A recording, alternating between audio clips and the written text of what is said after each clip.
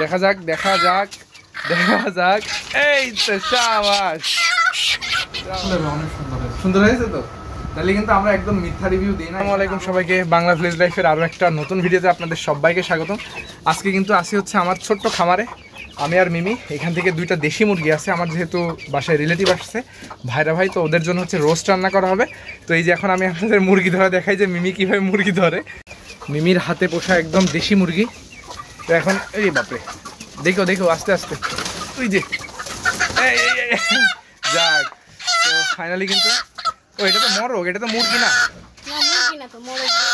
ওই দেখি সাইজ দেখি, মাশাআল্লাহ একদম কিন্তু কঠিন, দেখতে পাচ্ছেন একদম। আর একটা ধরার চেষ্টা করছে মিমি, এখন দেখি পারি কিনা। এই যে এইটা এইটা এইটা এইটা এইটা দেখা যাক দেখা যাক দেখা যাক। এই তো শাবাশ শাবাশ, নাইস। তো হ্যাঁ, ওদের আসলে ডাকের চিল্লানিতে আমার কথা শোনা যাচ্ছে না। তো এই দুইটা দিয়েই কিন্তু আজকে আমাদের রেসিপি হবে, অর্থাৎ রোস্ট হবে। তো চলুন যাওয়া যাক। তো এই সাইজের রোস্টগুলো কিন্তু খেতেও দারুণ লাগে, তাই না? এটা আরো বড় হতো, কিন্তু ধান খাই তো শুধু ধান আসাল, সেই কারণে এরকম। কিন্তু এর যে স্বাদ সেটা ওই ফিট খাওয়াতে পাওয়া যাবে না, কখনো পাওয়া যাবে না। আর মাংসগুলো দেখেছো একদম পুরো ফ্রেশ, ফার্ম ফ্রেশ।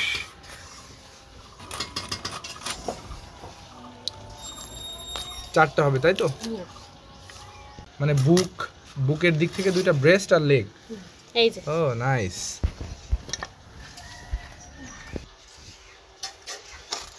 লেগ পিসটা একটু শো করাই দাও একটু দেখি। এই হচ্ছে লেগ পিস তাই তো, একদম পারফেক্ট সাইজ না মিমি? হ্যাঁ। রোস্টের সাথে পোলাও হবে না তা কি কখনো হয়? ওই যে আম্মু কিন্তু চুলায় পোলাও বসাই দিয়েছে, পোলাও রান্না চলছে। আর ওইদিকে হচ্ছে যে মিমির রোস্ট কাটা অলমোস্ট শেষ। এখন চালটা খুব সুন্দর করে ভুনে নিচ্ছে, সরি ভুনে বলতে ভেজে নেছো তাই তো আম্মু? প্রথমে হচ্ছে যে চালটা ভেজে নেওয়া লাগে, না হলে এই চালটা যদি না ভাজেন আপনারা তাহলে কিন্তু একদম আঠা আঠা হয়ে যাবে। আর এই ভেজে নেওয়ার ফলে কিন্তু একদম খুব সুন্দর মতো হচ্ছে ঝুরঝুরে হবে পোলাওটা। এই যে আমাদের হচ্ছে যে রোস্ট কাটা হয়ে গেছে, দুইটা মুরগি টোটাল 8 পিস হলো না মিমি?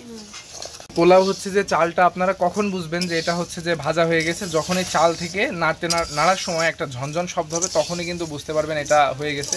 আমাদেরটা কি হওয়া মুখে না? হ্যাঁ, প্রায় হওয়া মুখে।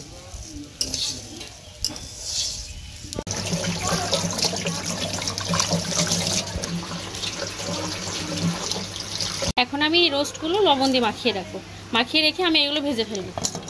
এখানে কি কোনো ঝালের গুঁড়া বা হচ্ছে যে হলুদ দেওয়া লাগে না?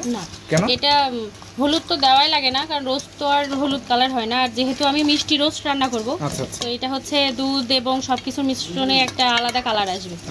আমি ভেজে রান্না করব, যেটা হচ্ছে সবাই আর কি পছন্দ করে বাসার। এখন আমি এখানে জয়ত্রী এবং একটা জয়ফল বেটে নেব। প্রথমে জয়ফলটা একটু ফাটাই নিচ্ছি। এটা ব্লাস্ট হয়ে গেল পুরো। এগুলো তো নেওয়া যাবে না। এটা কি খুশা? এটা কি বাদ যাবে না? হ্যাঁ, এটা হচ্ছে যে আখরোটের মতো। এটা খাওয়া যায় না এটা? না না না, এই যে এইটা। ও আচ্ছা আচ্ছা, সুপারির মতো। কি সুন্দর একটা ঘ্রাণ আসলো নাকে। এই দুইটা এখন বেটে নেব, শুকনা বেটে নেব। আপনারা চাইলে পানি দিয়ে ভেজা বাটাও করে নিতে পারেন। বেটে নেব কাঠবাদাম, কাজু বাদাম, তার সাথে দিয়ে নিচ্ছি আমি পোস্ত দানা, এবং সাথে দিয়ে নেব অল্প কিছু কিশমিশ। এইগুলো সবটুকু আমি একসাথে বেটে নেব এখন।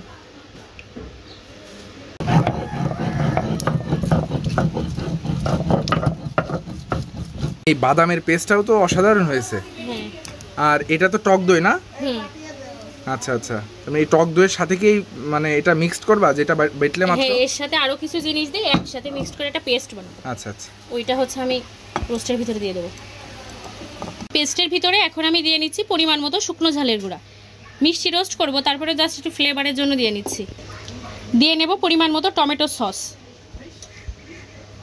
এখন এটা আমি খুব ভালো করে মিক্সড করে নেব। আপনারা চেষ্টা করবেন দইটা অনেক সুন্দর করে ফেটিয়ে নেওয়ার। আমি পেঁয়াজ, রসুন এবং আদা বেটে নেব।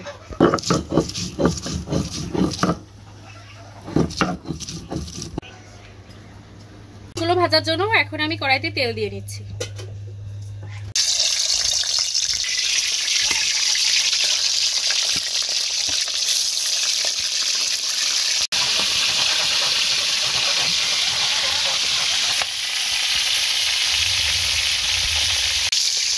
পাশ ব্রাউন কালার চলে এসেছে। এখন আমি রোস্টগুলো উল্টায় দিব।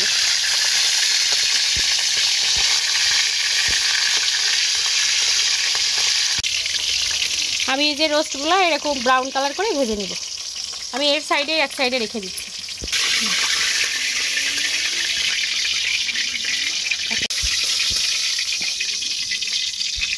রোস্টগুলো আমার ভাজা শেষ। এখন আমি এই যে কেটে রাখা পেঁয়াজগুলো হালকা নরম করে বেরেস্তা মতো করে নেব, পুরোপুরি বেরেস্তা না।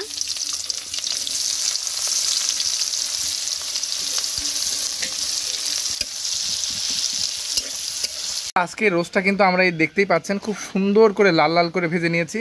তো মিমি কিন্তু ফার্স্টেই বলে দিয়েছে আপনারা চাইলে কিন্তু এটা না ভেজেও রান্না করতে পারেন, বাট আমি রিকমেন্ড করব আপনারা হচ্ছে যে ভেজে রান্না করবেন, কারণ ভেজে রান্না করলে মাংসগুলো শক্ত শক্ত থাকবে। অনেক সময় দেখেছি রোস্টের থেকে মাংস খুলে যায়, তো এই ভেজে নিলে সেই খোলার চান্সেস একেবারেই কম। তো সেই ক্ষেত্রে ভেজে নেওয়াটাই শ্রেয়। অলমোস্ট আমার হয়ে গেছে। এই পর্যায়ে আমি গরম মশলাগুলো দিয়ে দিচ্ছি। এরই সাথে আমি দিয়ে দেবো পেঁয়াজ, রসুন এবং আদা বাটা।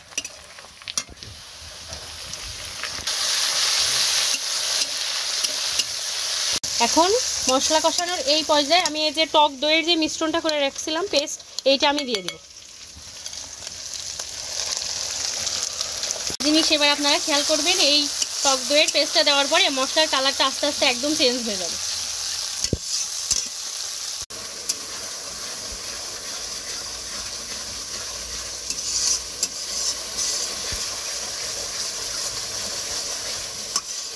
দেখুন কত সুন্দর একটা কালার চলে আসছে।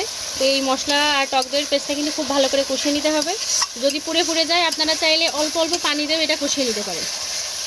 আমার খুব সুন্দর করে কষানো হয়ে গেছে, উপরে তেলও উঠে এসেছে। ঠিক এই পর্যায়ে আমি রোস্টগুলো দিয়ে দিব।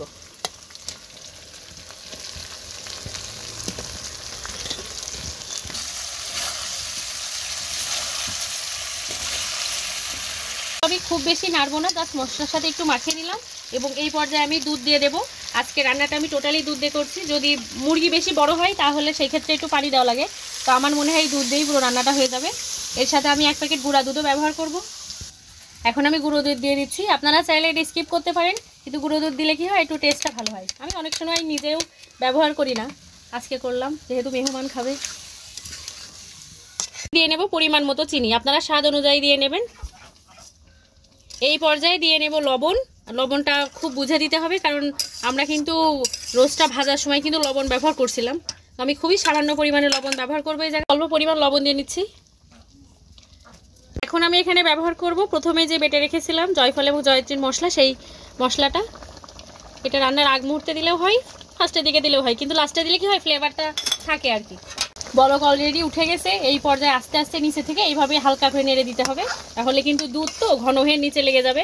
আমার রোস্ট রান্না প্রায় শেষ। হালকা হালকা তেল ওঠা শুরু করেছে, যখন পুরো আর তেল উঠে যাবে তখন রান্না শেষ হয়ে যাবে। তো যখনই এই হালকা তেল ওঠা শুরু হবে সেই পর্যায়ে আমি এখানে কেওড়া জল দিয়ে নেব। আমি 8টা রোস্টের জন্য এখানে 1 মুঠি কেওড়া জল দিয়ে নিচ্ছি। দেখতে পাচ্ছেন চারিদিকে কত সুন্দরভাবে তেল উঠে গেছে, তার মানে রোস্ট রান্না শেষ। এখন আমি এগুলো একে একে তুলে নেব। আর তুমি যখন চলে গেছিলে আমি সাইডে দিয়ে চা খাইছি, হ্যাঁ ও বলেছে ভাইয়া খুব মজা হয়েছে। ক্যামেরার সামনে লজ্জা পাচ্ছিল, তাহলে তো ভালো। আর আপনারা দেখতেই পাচ্ছেন কত সুন্দর একটা সাইজ রোস্টের, এবং কালারটা দেখে আশা করছি বুঝতে পারছেন। আর আমরা তো যাদের জন্য রান্না করছি তাদের কাছ থেকে রিভিউ নিবই যে কেমন আসলে রান্নাটা হয়েছে, যে আমরা কি ফেক রিভিউ দিই নাকি হচ্ছে যে অনেস্ট রিভিউ দিই। এই হচ্ছে যে আমাদের রোস্ট, আর আমরা হচ্ছে যে একটু মানে ডেকোরেট করতে পারিনি ঠিক মতো। তো আমাদের রোস্টের থেকে মাশাআল্লাহ খুব সুন্দর একটা স্মেল আসছে, এবং আমরা অবশ্যই এটা আপনাদের টেস্ট করে জানাবো যে এটা টেস্টটা কেমন হলো। তো চলুন এখন খেয়ে টেস্ট করে আপনাদের দেখাই। বড় লেগ পিসটা দাও। হ্যাঁ এই তো সুন্দর, আমার ভাইরা বলে কথা, একমাত্র ভাইরা। তো এই হচ্ছে যে আমার ভাইরা, আপনারা দেখেছেন গত ভিডিওতে, মাশাআল্লাহ। আর আমাকেও একটা দাও, ছোটো মোটো যা দিবা দাও, যেহেতু বাড়ির লোক আমি। আরে এত বড়টা দিচ্ছ কেন? মনটা চাচ্ছে খাই খাই, কিন্তু মুখে আবার এই কথা আবার বলে দিতে হয়। তাহলে একটু খেয়ে আমরা একটু রিভিউ দিই। হ্যাঁ মানে সবসময় তো আমিই দিই, তাহলে মানুষজন মনে করে হচ্ছে যে নিজেদের আমরা নিজেরাই ভালো রিভিউ দিই। তুমি এখন একটু খেয়ে বলো যে কেমন হয়েছে। আসলে অনেক সুন্দর হয়েছে। সুন্দর হয়েছে তো? তাহলে কিন্তু আমরা একদম মিথ্যা রিভিউ দিই না, এখানে আরো অনেকে আছে, সবাই আসলে সবাইকে নিতে পারছি না। তো আমি একটু খেয়ে জানাই। বিসমিল্লাহ। জাস্ট ফাটাফাটি। তো আসলে এটা অনেক সুন্দর হয়েছে। অবশ্যই যেইভাবে মিমি রান্না করলো ও অনেক দারুণ রান্না করে, এইভাবে আপনারা ট্রাই করলে আপনাদেরও এইরকম হবে। পরবর্তী ভিডিওতে আবার দেখা হবে ইনশাল্লাহ। ততদিন পর্যন্ত সবাই সুস্থ থাকবেন, ভালো থাকবেন এবং আমাদের দুই ভাইয়ের জন্য দোয়া করবেন। সবাইকে আসসালামু আলাইকুম। আল্লাহ হাফেজ।